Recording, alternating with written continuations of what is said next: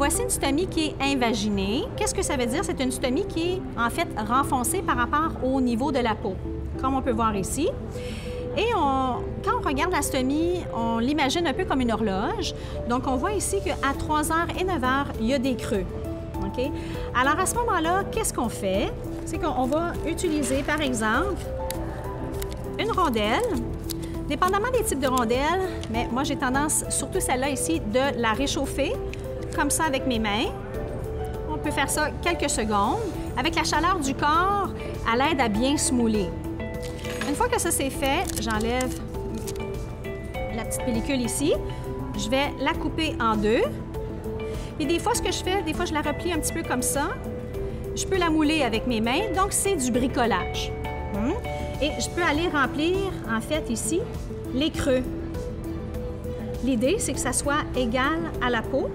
Et je vais aller faire la même chose ici, comme ça, bien la mouler. Je lui donne la forme, ici, du creux. OK? Donc, on va l'aplatir, on va la travailler un petit peu. À ce moment-là, ici, donc, étant donné qu'elle est invaginée, je veux vraiment faire sortir la stomie. Donc, je vais utiliser une convexité profonde. OK? Et puis, ce que je vais faire, c'est que je vais utiliser de la pâte. Alors, je vais en mettre ici. Donc, la pâte, je vais la mettre ici, comme ça, au pourtour. Soit de la découpe, celui-ci, il est déjà découpé. OK? Comme ça. Et ce que je fais généralement, ce que j'explique aux patients, c'est que, voyez-vous, la pâte ici, elle déborde un petit peu. C'est correct, parce que souvent, la découpe, on dit, il faut découper 3-5 mm de plus. Alors, quand je vais mettre mon champ, la pâte va déborder un peu sur la peau qui est exposée et ça va la protéger, en fait. Alors, ce que je vais faire, c'est que je vais la mettre directement comme ça. Mais souvent, les stomies ne sont pas rondes comme ça. Des fois, quand elles sont plus ovales, je vais les arrondir par en haut.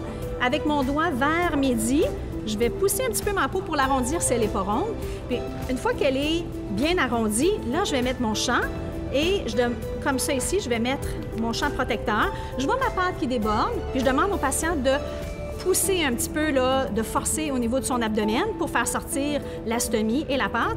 Et je viens avec mon doigt sceller. C'est pareil comme les scellants sur le bord des fenêtres. On veut que ça soit bien scellé comme il faut.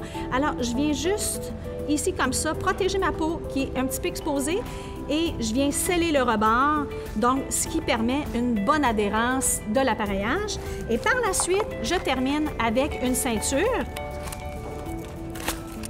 Donc, au niveau de la ceinture que je vais mettre, évidemment, après le sac. Donc, ici, je vais mettre mon sac. OK? Il faut demander au patient de pousser l'abdomen. Et la ceinture va aller ici au niveau de l'appareillage. Donc, ça fait le tour de l'abdomen. Et je vais aller l'attacher juste ici comme ça. Il y a différents types de ceintures, mais celle-ci a fait quand même.